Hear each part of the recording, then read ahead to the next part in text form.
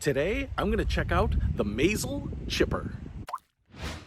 What's happening, Panda Nation? Peter Von Panda here. I just picked this up. It's a chipper, and this is the first chipper I've ever owned. I'm actually interested in checking out more of these, and one of the reasons that I've never gone to a chipper is that I've always felt like, hey, I've got irons in my bag, and they all have loft, and I can just chip whenever I need to with any of those. But what I have realized here is that there are some advantages to having a dedicated chipper. Now, one of the shots that I struggle with most is actually the bump and run, and that's because, you know, the irons don't have a lot of weight on the head, and so kind of dialing that in, especially on thick rough when you're trying to carry 2, 3, 4 feet of grass and then kind of run it onto the green, is actually a really tough shot for me. I think it's actually tough for a lot of people because I see a lot of people flub it, a lot of people don't have the right length on it, and a lot of shots go rolling off the back of the green or sit right in the rough before they get to the green. So a chipper like this is really interesting. Now, I picked this up. It's actually very similar or maybe identical to another club called like the Square Strike, but this one's a little cheaper, and I think there are probably reasons for that. I don't think they're doing the same marketing. MAZEL actually makes a variety of other golf clubs too, which is kind of interesting, so I saw that. Now, what I really like about this is a couple of things. First of all, it actually looks a little bit like any golf club, so it's got a bit of a golf club look as opposed to some of the other chippers which have a big head and maybe look like a putter almost. And so if you have this in your bag, it doesn't really stand out like some of the other chippers. Now, the other thing I really like about this is that you can get it in a variety of different lofts. Now, this one is a 45-degree loft, so what you can see there is it is exactly diagonal, and I wanted a lot of loft because I wanted about equal amounts of carry and then run. I didn't want to just chip it and then have, you know, 2/3 of the shot just be run, and I didn't want to necessarily just chip it and flop it onto a spot because I can do that with my lob wedge. So a couple of things that I do want to point out on this is that it has nice weight. We have some grooves on the bottom here. It doesn't have a huge back kind of sticking out, so what you get is at address is kind of a square looking, almost putter-like look to it. It does have a little bit of like this rough finished face here, so hopefully you'll get a little backspin on it. But on the back is where I want to show you that what they've done here is they have basically kind of created a cavity back iron here, and this whole black part right here is not painted that well. And I wasn't sure if it was like a plastic insert or something like that, but what it looks like is that they have milled this out, cast it, whatever, and then just kind of slathered some paint. There isn't really a crisp edge to the paint here. You can get this in a variety of colors, and I get why they can give you it in a variety of colors. I think it comes in orange, black, and green, and that's because basically they can just mask this sucker off and paint it anything they want because it is not a separate piece, and that is the part that lets us down, because I think if they had kept that, you know, the unfinished metal, I think that would have looked better. You know, in some ways, I'm almost tempted to take some paint thinner or something and just dissolve that off because I think it looks pretty janky.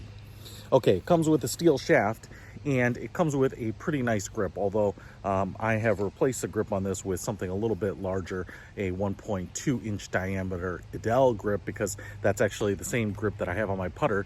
And that's really the magic here, is that the lie angle on this is very vertical, about 70 degrees, so it's very much like a putter. And so you're going to use a putting stroke as opposed to a golf stroke, kind of the radial golf stroke. You're going to use more of a linear putting stroke, and so that is going to, I think, give you a lot of control, as well as kind of control your tempo and get some really consistent shots out of it. So what I have here is an iron, and this is normally what I would do my chipping with, my bump and runs with. And I want to explain, it's really the lie angle that forces you into a particular position on this.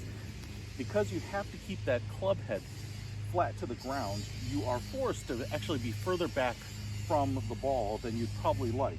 Even if I choke up on it, what it doesn't allow me to do is really get as close to the ball as I would prefer.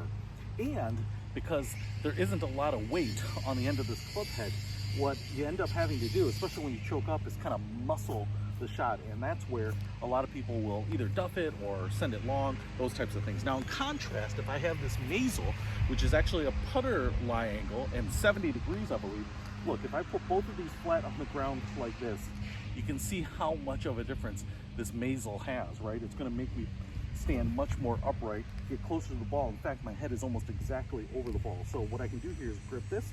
There's a lot more weight here, helps me be really consistent, helps me kind of push through any of that heavy rough.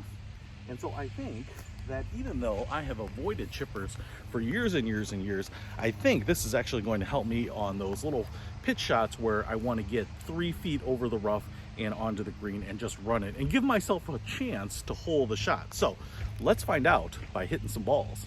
So what do I think about this chipper? I took it up to the golf course, and you're actually going to see the first shots ever taken with this. Now, I will say that the grass was wet and it was long and the balls were buried pretty deep. I actually don't think you will have any worse rough than what I was trying to chip this out of for the first time. And this was the very first time hitting real golf balls with it. So as you can see, I've got grass in the grooves there. I think it worked really well. Now you can still chunk it, but there is just so much mass here as you're swinging through it.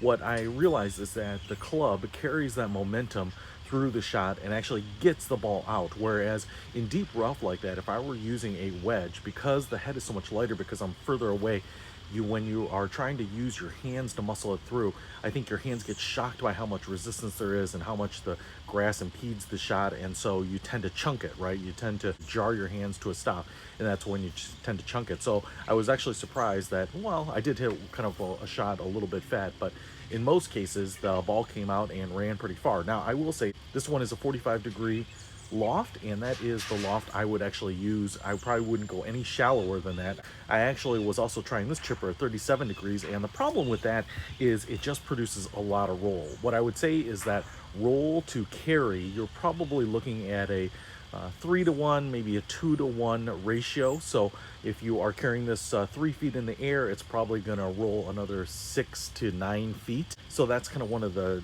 difficulties with this, is that you might not have that much green to work with. And so I actually like having a lot of loft like this. So I definitely think this is pretty nice. Again, because the head is pretty thin, it actually looks like a club. Now that's actually a little bit of a drawback compared to this Pine Meadow here, where it's a similar chipper, but we have a lot more meat behind the club. I actually think it kind of glides through the grass a little bit better. And so I actually didn't find this club hanging up as much. So I actually really love this big wide sole on it, but I love the 45-degree on this one. And to me, the loft is probably more important just to kind of get the same run that I would like. I would also say that upgrading to a bigger grip here so that you can have nice control without putting a really firm grip on it is really nice. And in this particular club, I wish the build quality, the fit and finish were just a little bit better, maybe just a little bit more premium, especially for a club that's like $80, $90. I kind of would expect it to be pretty nice. I really wish that some putter companies that make really good putters would just make a really good chipper too. I understand that the golf community kind of looks down on them. I was part of that for a really long time. I just didn't think that they made any sense when you had wedges and you could just improve your short game with the clubs you have in your bag. But a club like this, I mean, I think it makes it so much easier to do those little bump and run shots, and I think you should absolutely have one of these in the bag. And you probably should lose one of your short woods, your 3-wood, 5-wood, to make space for. So this little Mazel is pretty nice. I think for the money, 70, 80 bucks, it is a really great club with the right loft. You can even get it with a little more loft too, I believe. So I'll put a link to this club in the description below. Peter Von Panda, out.